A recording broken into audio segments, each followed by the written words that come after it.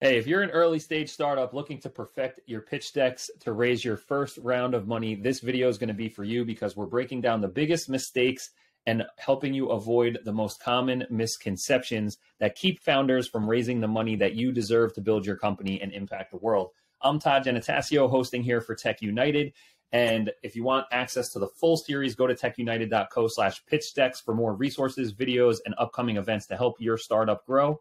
And I have with me the guys from the Uncommon Project, Joel and Brendan, where they help startups with their fundraising strategy and entire go-to-market strategy. They're the experts in this stuff. They've reviewed hundreds of decks, and in the last couple of years have helped multiple startups raise over $20 million. So they know what they're talking about. They know the mistakes that are happening out there, and they're going to help you avoid those mistakes in this video. So welcome back, guys. I'm excited about this series.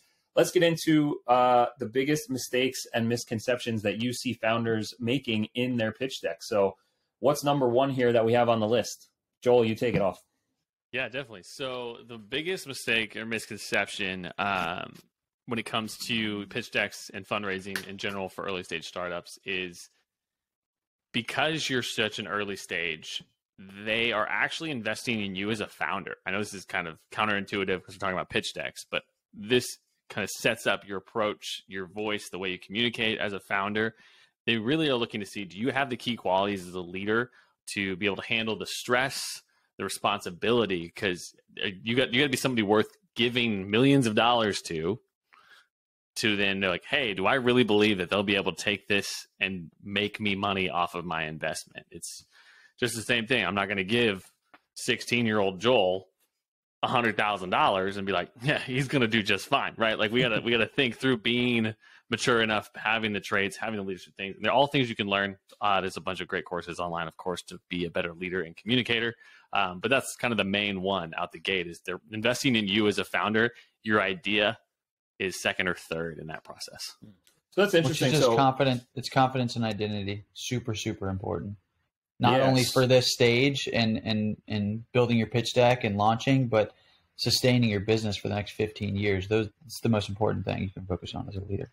Yeah, I mean, we'll get into in the next video, what makes a great deck and what slides you should have. But an interesting point of like that it's about you and not as much the business. So what's a good balance of like communicating that, whether it's in a deck or not, but because that's really what it comes down to is the deck is just a communication vehicle for getting in touch, getting your meetings and raising your money. So what's a good balance of like, this is all about me, the person, because I'm so awesome versus this is about my company and how you guys are going to raise, make your money back from the investment. Like, how does that stuff play together?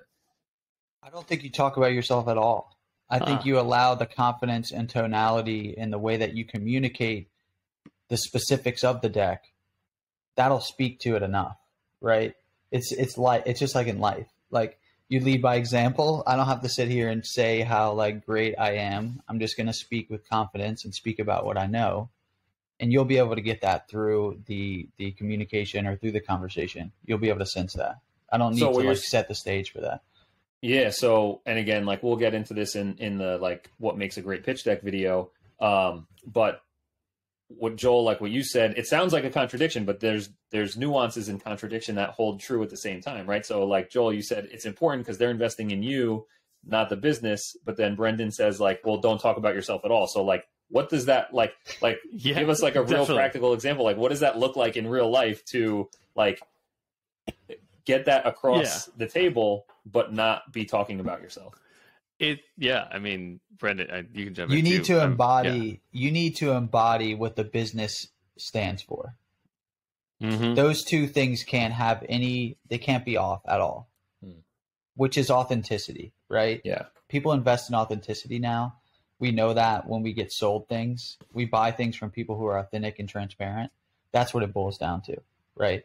I just wanted to say that. Joel, you can jump in. Yeah. I mean, practically it's like dating, right? Like you're on a first date with some really great gal or guy, whatever you're into, right? And you're just jumping and you're like super nervous and you're like, I'm shaking, I'm sweating. I'm like, I don't know. I don't know.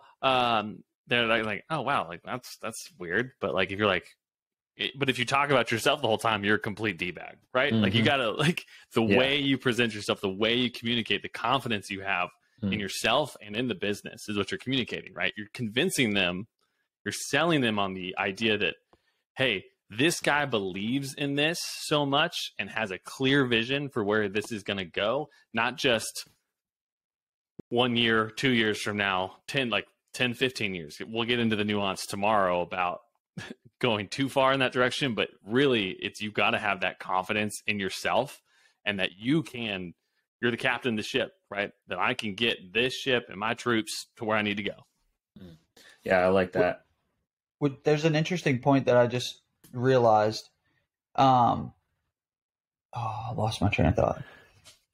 Delete that. As that's coming back to you, Joel, like I like what you said that I picked up. That was a major golden nugget that might have passed people by, but clarity is what shows the confidence, right? And having a clear vision of what you want to do. And I think another way that this can get kind of woven into when it comes to pitch decks or just conversations is not being a braggadocious, self-aggrandizing conversation all about you, but telling a story about like, this is how the idea came about. This is the impact we envision seeing.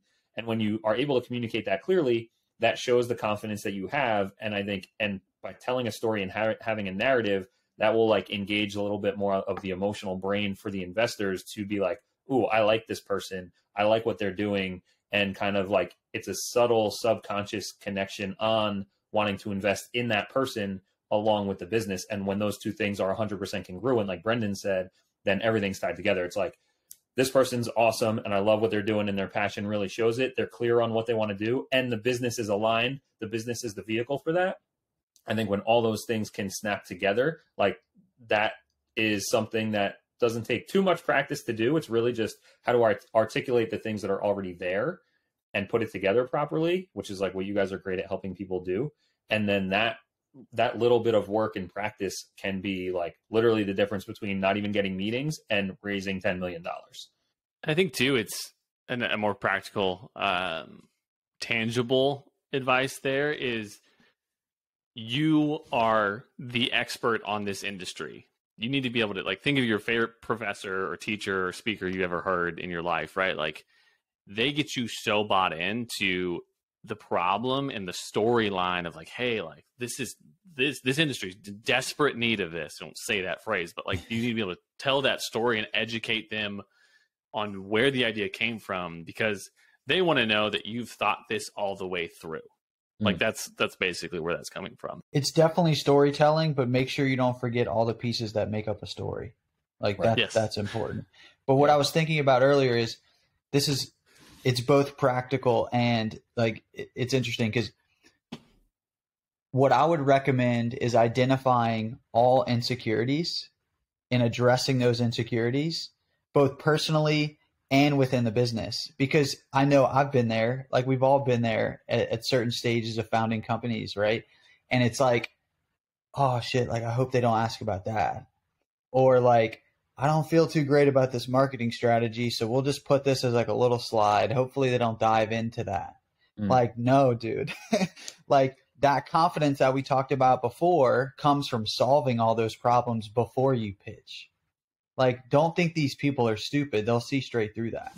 Yeah. So figure out what those insecurities are, which takes thinking time. That's all it is, right? Sit on it, self-reflect on what you're feeling insecure about, both, again, personally and within the business model, within the deck, and just solve those things. It might take an extra 2, 3, 4 weeks, but that's going to save you a ton of time and effort and getting laughed out of rooms, and then you feel even smaller. Right. Because they're literally all they're going to do is shoot holes in your deck. Like that's what a pitch is. They're not going to be like, this is awesome. Way to go. They're going to go, well, what about this? Did you think about this? Did you think about this? Well, that company already exists and holds 30% market share because they do their research beforehand. Or they have someone hand them research beforehand. Have you thought about that? And then if you say no, like you have to think about all those things. That's why that's one thing that we do at the Uncommon Project. We love poking holes in decks. We have prospects, clients send us their decks and we'll do a full audit.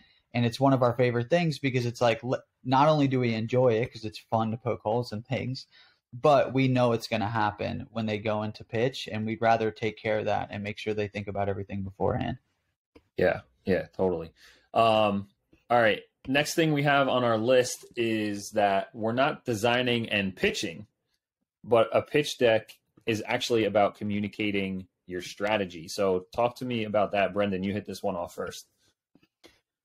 Yeah, so this is one of the biggest problems and most common issues that we see when we receive decks is like it ties back into just showing the vision. It's not just creating something that looks nice and trying to sell them on it. This needs to be a snapshot. All it is a vehicle to present your business model, right? Which is kind of the things we touched on before. What do you do? How is it different than others? What's your acquisition strategy? And how you're going to make money. So I think it's really important to flesh out the strategy. And it can be skeleton strategy. We have conversations with clients about this often. Like, you don't have to have a fully fleshed out marketing strategy, acquisition strategy, content strategy, and you don't have to throw that on your deck.